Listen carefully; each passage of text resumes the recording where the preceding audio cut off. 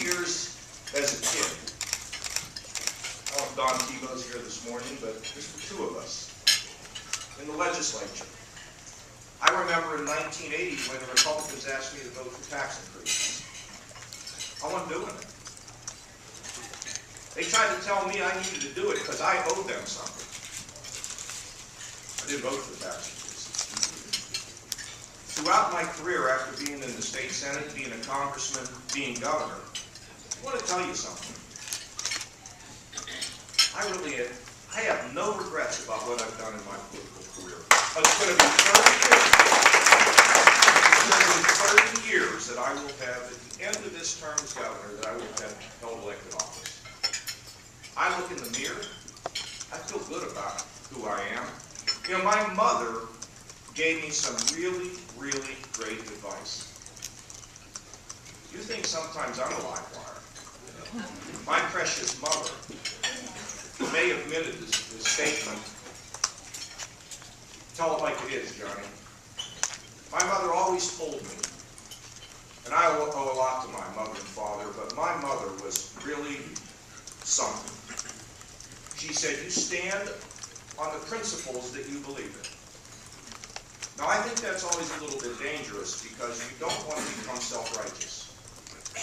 That's why I have friends that I check with. My close friends. Because you don't ever want to be self-righteous, but I can tell you this. My mother was right. You stand for what you believe in. Guess who I communicate that to?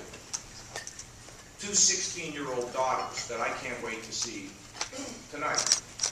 That's what I try to tell them. Let me tell you another thing. We want politicians to stand on principle, and then whatever they do, if it's not the principle we like, we're not so much into them standing on principle. I can tell you that when you stand on principle, sometimes you're all alone. And that's cool, because at the end of the day, it's just you in the mirror. Well, you, the mirror, and the Lord. That's the way I look at it. And you got to be comfortable. We came into office in 2011. We had a very rocky time. I was a congressman when I was elected governor. My wife said, you're the father of Ohio, John. Why don't you act like it? We went through a very tough time on Senate Bill 5. Why? We overreached. Didn't listen.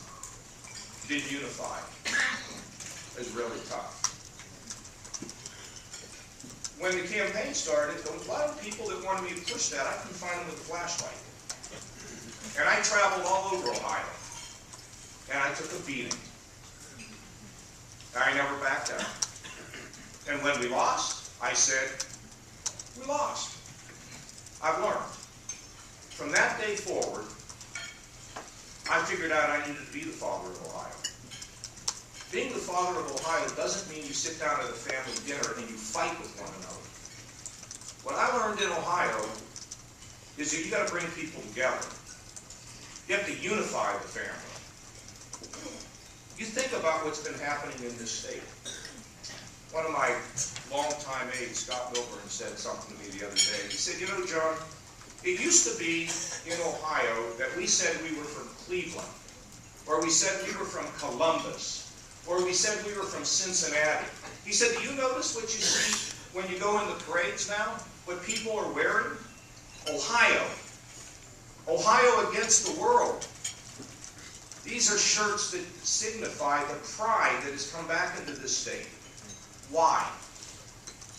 I believe it's fundamentally because people believe that no one is being cut out, no one is being demonized, and no one, at least in our efforts, is being left behind. This state has come back. We're not done yet. My friends in the legislature, Dave Hall, I look over here, it's been an amazing time, hasn't it, Dave? But when you walk out of that legislature and you go back to your hometown, you will have pride in the fact that we have not left minorities, the poor, the disabled, anybody else behind. At the same time, we rebuild our economy and restored pride in our state. These are really important things. And that's what I think we need to do in America. We need to unify.